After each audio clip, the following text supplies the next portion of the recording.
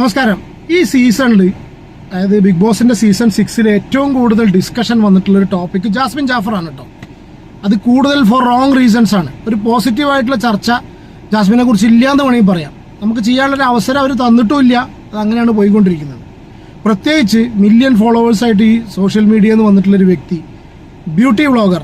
ഞാൻ എടുത്തു പറയാനുള്ള റീസൺ നമ്മുടെ ഈ വീഡിയോ ടോപ്പിക് അതായതുകൊണ്ടാണ്. ഹൈജീനാണ്. അപ്പോൾ ജാസ്മിനെ കുറിച്ച് ഏറ്റവും കൂടുതൽ ചർച്ച ചെയ്തിട്ടുള്ളത് റോങ് റീസൺസ് ആണ്. അത് മെയിനായിട്ട് ജബ്രി കോംബോ അല്ലേ, ജാസ്മിനും ഗബ്രിയും തമ്മിലുള്ള റിലേഷൻഷിപ്പും പിന്നെ അവർ തമ്മിലുള്ള സംഗതികൾ, ഓൾറെഡി ജാസ്മിൻ കമ്മിറ്റഡ് ആണ്, പുറത്തു നിന്നുള്ള സംഭവം, അഫ്സലിന്റെ ഇഷ്യൂ, ഇതൊക്കെയാണ് ഡിസ്കസ് ചെയ്തിട്ടുള്ളത്. പക്ഷെ ഇതൊക്കെ ഡിസ്കസ് ചെയ്യുന്ന സമയത്തും ഒരു നമുക്ക് ചെറിയൊരു മാന്യത ഉണ്ടായിരുന്നു സംസാരിക്കുന്നത്. ഇപ്പോൾ ഈ ഒരു ടോപ്പിക്കാണെങ്കിലും ഇതിന് മാന്യത ഇല്ല എന്നല്ല പറയണത്.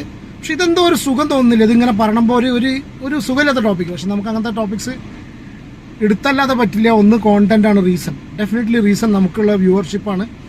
രണ്ടാമത്തെ കാര്യം, ഇതൊക്കെ ചില കാര്യങ്ങൾ ആൾക്കാർ നമ്മൾ ചർച്ച ചെയ്യണം. നമ്മൾ ചർച്ച ചെയ്യുന്നതെന്ന് വെച്ചാൽ അതൊക്കെ ലാലേട്ടൻ്റെ അടുത്ത് എത്തിക്കാൻ വേണ്ടിയിട്ടും കൂടിയാണ്. കാരണം എന്താ വെച്ചാൽ ഇവരൊന്നും ഒരു ഔദാര്യത്തിലല്ല, അവരൊക്കെ അത്യാവശ്യം നല്ല രീതിയിൽ പേയ്മെന്റ് വാങ്ങിച്ചിട്ട് കൂടുതൽ ഫെയിം ആഗ്രഹിച്ചിട്ടാണ് ഇതിനുള്ള ആൾക്കാർ പോകുന്നത്. അപ്പോൾ സ്വാഭാവികമായിട്ടും അവരുടെ ഭാഗത്ത് നിന്ന് വരുന്ന ചെറിയ പ്രശ്നങ്ങളൊക്കെ നമ്മൾ പുറത്ത് ആൾക്കാരെടുത്ത് ചർച്ച ചെയ്യും. കാരണം വെച്ചാൽ അത് അവരുടെ ആ ജേണിയും കൂടി ഒന്ന് ടഫാക്കാനാണ്. കാരണം വെറുതെ അങ്ങോട്ട് ചെന്നിട്ട് ഒന്നും ചെയ്യാതെ അവിടുന്ന് ബിഗ് ബോസിന്റെ വിന്നറായിട്ടോ അല്ലെങ്കിൽ ആ കപ്പിന്റെ അടുത്തെത്തിയിട്ടോ ടോപ്പ് 5 ഇറങ്ങി വരാൻ പറ്റില്ല. ഇപ്പൊ ഇന്നത്തെ ഈ വീഡിയോയുടെ ടോപ്പിക് ജാസ്മിൻ ജാഫറിന്റെ ഈ ഹൈജീൻ റിലേറ്റഡ് ആയിട്ടാണ് കേട്ടോ. നിങ്ങൾ 2 ദിവസമായിട്ട് ഇപ്പോൾ ഇതിനെക്കുറിച്ച് ഡിസ്കഷൻ നടന്നുകൊണ്ടിരിക്കുന്നത് മനസ്സിലായിട്ടുണ്ടാവും. 2 കാര്യം. ഒന്ന്, പീരിയഡ്സിന്റെ ഒരു സംഭവം കേട്ടോ. ഞാനത് ഒരു പുരുഷൻ എന്നുള്ള കണ്ടീഷനിൽ നമ്മൾ പറഞ്ഞേക്കാളും കൂടുതൽ ഒരു സ്ത്രീകൾ സംസാരിക്കുന്ന സമയത്ത് അല്ലെങ്കിൽ ലേഡീസിന് കൂടുതലായിട്ട് ഇത് റിലേറ്റ് ചെയ്യാൻ പറ്റും. ഇപ്പം നമ്മൾ ആർത്തവം അതിനെ അശുദ്ധിയായിട്ട് കാണുക അങ്ങനെയൊന്നുമല്ല കേട്ടോ. അത് ആ ഒരു ടോപ്പിക്കിലേക്ക് പോകണ്ട. അതല്ല ഇഷ്യൂ. പേഴ്സണൽ ഹൈജീൻ എന്നുള്ള സംഭവം അത് മാത്രം ചിന്തിക്കുക. ജസ്റ്റ് ഇപ്പോൾ അറിയാലോ, ഇപ്പോൾ ഇവർക്ക് 2 ദിവസമായിട്ട് പീരിയഡ്സിൻ്റെ ഇഷ്യൂസ് വന്ന് നിൽക്കുന്നുണ്ട്. അപ്പോൾ കൂട്ടത്തിൽ ഇവർ കുളിക്കാത്തൊരു സംഗതിയും കൂടി റിലേറ്റഡ് ആയിട്ട് കുറച്ച് ഡിസ്കഷനും കാര്യങ്ങളൊക്കെ സോഷ്യൽ മീഡിയയിൽ വരുന്നുണ്ട്. എൻ്റെ വൈഫ് ഒരു വീഡിയോനെ കുറിച്ച് ചെയ്തിരുന്നു, ഞാൻ ജസ്റ്റ് പറഞ്ഞു എന്നേ ഉള്ളൂ. അപ്പോൾ അതുപോലെ ഡിസ്കഷൻസ് കൂടുതൽ വരുന്ന സമയത്ത് ഒരു ബ്യൂട്ടി വ്ളോഗറായിട്ടുള്ള ഒരു സ്ത്രീ, ബ്യൂട്ടി വ്ളോഗർ പോട്ടെ, ഒരു സ്ത്രീ കുറച്ചൊക്കെ നമ്മൾ ശാരീരികമായിട്ട് നമ്മൾ ഹൈജീൻ സൂക്ഷിക്കുന്നുണ്ടെങ്കിൽ ഇതൊക്കെ നോക്കണ്ടേ? അല്ലേ? കൂടെ ഒരുപാട് പേര്, പിന്നെ എന്താ പറയുക, നമ്മൾ സ്വയം വീട്ടിൽ നമ്മൾ ഒറ്റയ്ക്ക് കഴിയുക, അല്ലെങ്കിൽ നമ്മുടെ അച്ഛൻ്റെയും അമ്മയുടെയും കൂടെ അല്ലെങ്കിൽ സഹോദരങ്ങളെ കൂടെ കഴിയുന്ന പോലെ അല്ലല്ലോ, അല്ലെങ്കിൽ ഹസ്ബൻഡിൻ്റെ കൂടെയോ ലവറിൻ്റെ കൂടെയോ അങ്ങനെയൊന്നും കഴിയുന്ന പോലെയല്ല. ഇത് പല കുടുംബത്തിൽ നിന്ന് പല രീതിയിൽ ജീവിച്ച് വന്നിട്ടുള്ള ഒരുപാട് പേര് ഒരുമിച്ച് കഴിയുന്ന സമയത്ത് കുറച്ചൊക്കെ നമ്മളെ ഭാഗത്ത് ശ്രദ്ധിക്കേണ്ട ഒരു സിറ്റുവേഷൻ ഉണ്ട്. ഇന്നിപ്പോൾ ജാസ്മിൻ്റെ ഒരു സംഭവം വീണ്ടും ഉണ്ടായി. ഇന്ന് രാവിലത്തെ ഒരു ഫൈറ്റ് എല്ലാവരും കണ്ടു എന്ന് വിചാരിക്കുന്നു. ആ ഫൈറ്റിൽ ടിഷ്യൂ റിലേറ്റഡ് ആയിട്ടൊരു സംഭവം ഉണ്ടായി, ജിൻഡോ എടുത്തിട്ടത്. അത് കഴിഞ്ഞതിന് ശേഷം വീണ്ടും ഒരു കാല് കയറ്റിക്കുന്ന റിലേറ്റഡ് നിങ്ങൾ കണ്ടു എന്ന് വിചാരിക്കുന്നു. അതായത് ഈ ടിഷ്യൂ, നമ്മൾ ഉപയോഗിക്കുന്ന ടിഷ്യൂ അതൊരു വേസ്റ്റാണ് അല്ലേ? മനുഷ്യൻ്റെ ശരീരത്തിൽ നിന്നുണ്ടാവുന്ന ഇതിലെ വേസ്റ്റാണത്. അപ്പോൾ അതൊക്കെ ഇത്രയും അലക്ഷ്യമായിട്ട് നമ്മൾ മറ്റുള്ളവർ പെരുമാറുന്ന സ്ഥലത്ത് ഇട്ടിട്ട് പോകാന്ന് പറഞ്ഞിട്ടുണ്ടെങ്കിൽ ഇവരൊക്കെ വീട്ടിൽ നിന്ന് എന്താ പഠിപ്പിച്ചുകൊണ്ടിരിക്കുക? കാരണം നമ്മൾ ചെയ്യുന്ന പല ആക്ടിവിറ്റീസും നമ്മളെ മാത്രമല്ല പറയാം, നമ്മളെ വീട്ടിലുള്ളവരും കൂടെ പറയാം. അനാവശ്യമായിട്ട് ഇപ്പോൾ ഞാൻ വളരെ മോശമായിട്ടൊരു സംഭവം ചെയ്യുന്നുണ്ടെങ്കിൽ അവൻ്റെ വളർത്തു ദോഷമാണ്, അല്ലെങ്കിൽ അവൻ ചെയ്യിപ്പിച്ചിട്ടുള്ളതാണ്, എന്താ അവൻ്റെ അച്ഛനമ്മേനെ പഠിപ്പിച്ച്, ഇതാണ് പറയുക. അല്ലാതെ കുട്ടികളല്ല, ഇവരൊന്നും വലിയ മുതിർന്ന ആൾക്കാരാണ്. അപ്പോൾ ചൊട്ടയിലെ ശീലം ചുടല വരെ പറഞ്ഞ പോലെ ഇതൊക്കെ അവർ വളർന്നു വന്ന സാഹചര്യം അത്രയും വൃത്തിഹീനമായിട്ടുള്ള, അല്ലെങ്കിൽ പേഴ്സണൽ ഹൈജീൻ പോലും സൂക്ഷിക്കാൻ പറ്റാത്ത രീതിയിലുള്ള. ഇപ്പോൾ പേഴ്സണൽ ഹൈജീൻ അവരുടെ മാത്രമല്ല, അതിനുള്ളിൽ കിടക്കുമ്പോൾ ആൾക്കാരുടെയും മറ്റവർക്കും എഫക്ട് ചെയ്യുന്നുണ്ട്. അതുപോലെയും കൂടെ അല്ല ഇതുപോലെ ടിഷ്യൂ ഒക്കെ അലക്ഷ്യമായിട്ട് ഇടുന്നത്. ഇപ്പോൾ ജിൻഡോ ആ സംഭവം പോയിന്റ് ഔട്ട് ചെയ്തു. ജിൻഡോ കുറച്ച് ദേഷ്യപ്പെടുന്ന സിറ്റുവേഷൻ വന്നത്. ജിൻഡോ ദേഷ്യപ്പെടാനുള്ള റീസൺ ജാസ്മിൻ ജാഫർ തന്നെയാണ്. കാരണം വെച്ചാൽ ജാസ്മിൻ ഇപ്പോൾ അവിടെ പുതിയൊരു സ്ട്രാറ്റജി കളിക്കുന്നുണ്ടോ എന്ന് എനിക്കൊരു ഡൗട്ടുണ്ട്. എൻ്റെ ഒരു അഭിപ്രായം നിങ്ങൾ കമൻറ്റ് ചെയ്യട്ടോ. കാരണം എന്താ വെച്ചാൽ ജാസ്മിൻ അവിടെ എല്ലാവരും കോർണർ ചെയ്യാൻ നോക്കുന്നു, എനിക്ക് പട്ടിയുടെ വില തരുന്നില്ല എന്നുള്ള രീതിയിലൊക്കെ ജാസ്മിൻ മിനിയാന്ന് രാത്രിയായിട്ട് സംസാരിക്കുന്നത് കണ്ടു. ജാസ്മിനും ഗബ്രിയും ഭയങ്കര അവരൊരു കണക്ഷനാണ്. ഈ ഇത്രയും ദിവസങ്ങളിൽ അവർ രണ്ടുപേരും ഉണ്ടാക്കിയെടുത്തിട്ടുള്ള ഒരു സ്ട്രോങ് ഗ്രൂപ്പ് അവിടെ ഉണ്ട്. അവർക്ക് വേറെ ആരും വേണ്ട എന്നുള്ളതാണ്. അപ്പോൾ ജാസ്മിൻ പറയുന്നത് ജാസ്മിനെ കോർണർ ചെയ്യാൻ നോക്കുകയാണ് എന്നൊക്കെ പറഞ്ഞാണ് ആ ഇഷ്യൂസ് ഉണ്ടാക്കുന്നത്.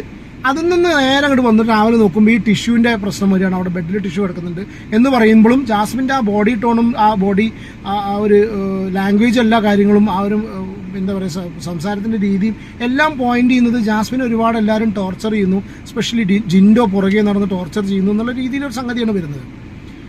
പക്ഷെ ഇതൊന്ന് മനസ്സിലാക്കേണ്ടതെന്ന് വെച്ചാൽ ജാസ്മിൻ ജാഫറിനോട് അവിടെ ആർക്കും സഹതാപമില്ല.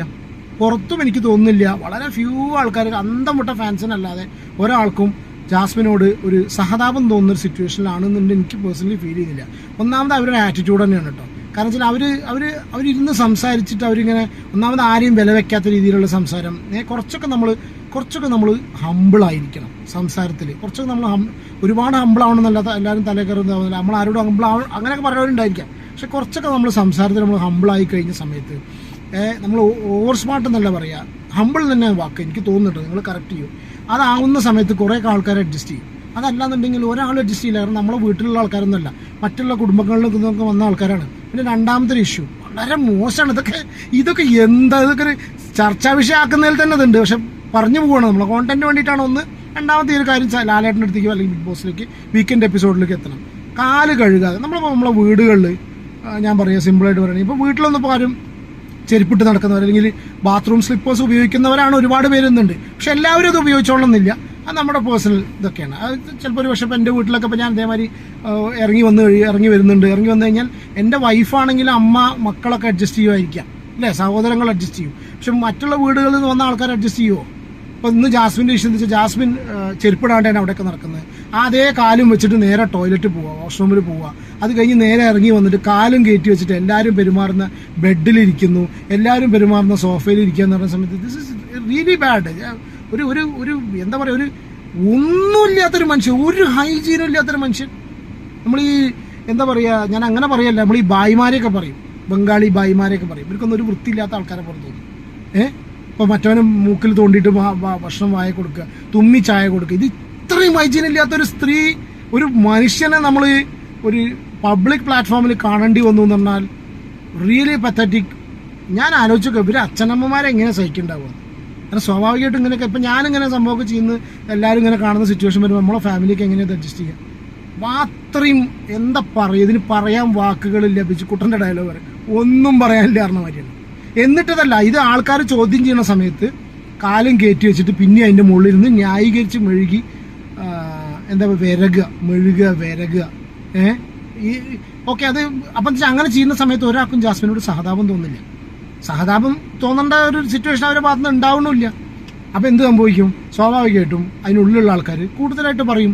പിന്നെ പോരാത്തിന് ഏറ്റവും രസം എന്താ അറിയോ, ബിഗ് ബോസ് കാല് വരെ സൂം ചെയ്ത് കാണിച്ചു.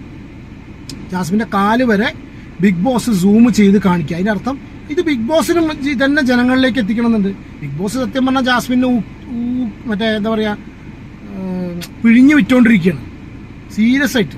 ജാസ്മിൻ എന്ന് പറഞ്ഞ കണ്ടന്റിനെ നല്ല രീതിയിൽ മാർക്കറ്റ് ചെയ്ത് കൊണ്ടുപോകുന്നുണ്ട് ബിഗ് ബോസ്. അല്ലെങ്കിൽ ഇപ്പോൾ ആ ഒരു കാലം അവിടെ കാണിക്കേണ്ട ആവശ്യമില്ല. ആ അഴുക്ക് കാല് കാണിച്ച് അത് കണ്ട് സംസാരിക്കുന്ന സിറ്റുവേഷൻ എത്രത്തോളാണ്. നമ്മളോടൊരാൾ വൃത്തിയില്ല, ഞാൻ പറഞ്ഞു, നമ്മളോടൊരാൾ തീരെ വൃത്തിയില്ല എന്ന് പറയുന്ന സിറ്റുവേഷൻ വരെ നിനക്ക് വൃത്തിയില്ല. ഹൈജീൻ പരമായിട്ട് നമ്മളൊരാൾ പോയിന്റ് ചെയ്ത് ഫിംഗേഴ്സ് വെച്ച് പോയിന്റ് ചെയ്ത് സംസാരിക്കുക എന്നുള്ള സമയത്ത് തന്നെ നമുക്ക് എന്തോ പോലെയാവും, അല്ലേ? മാനസികമായിട്ട് നമ്മൾ തകർന്നു പോകും. ശരിക്കും തകരില്ലേ? എടാ എന്ത് നാറ്റടാ നിന്നെന്നൊക്കെ ചോദിക്കുന്ന സമയത്ത് നമ്മൾ ഇല്ലാണ്ടായി പോകും, ഉരുകില്ലാണ്ടായി പോകും. ഇതൊന്നും അതിന് പ്രശ്നമല്ല കേട്ടോ. ജാസ്മിൻ ജാഫർ എന്ന് പറഞ്ഞ വ്യക്തിക്ക് ഇതൊന്നും ഒരു പ്രശ്നമില്ല.